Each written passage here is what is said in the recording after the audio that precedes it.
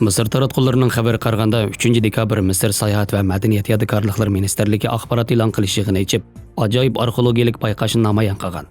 Hamda naq maydonda zinnatlangan 2 qadimki jasad sanduqini ochgan.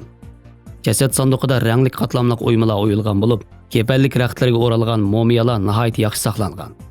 Misrlik dangliq arxeolog Zahi Havvas hayajonlangan holda bu bayqash dunyoning har qaysi joylariga kengaydi. Chunki bu 2020-yil Misrda yuz bergan eng muhim bayqash degan.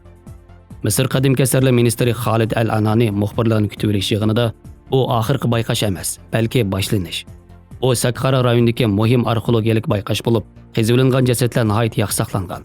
Xarobalikda bizning qezishimizni kutib turgan nurg'un jasad sanduqlari borligi. Arxeologiya tirti dastlabki hukmida bu sarkofagining xo'jayinlarining qadimki Misr 26-sulolasining poplari, yuqori darajalik amaldorlari va sarxillari ekanligini bildirgan.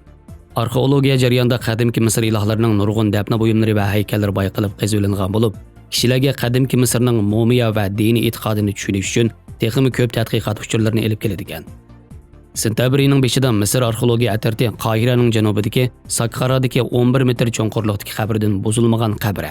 Shundaqla dafn qilingandan buyon echilmagan 59 jasad sanduqi qېزىۋېلىنغان. Ularning sirti qism bezaklari yana ochiq bo'yalgan holatda bo'lib, bu Misrning necha 10 yildan buyongi eng muhim arxeologiyalik muvaffaqiyatlarining biriga aylangan.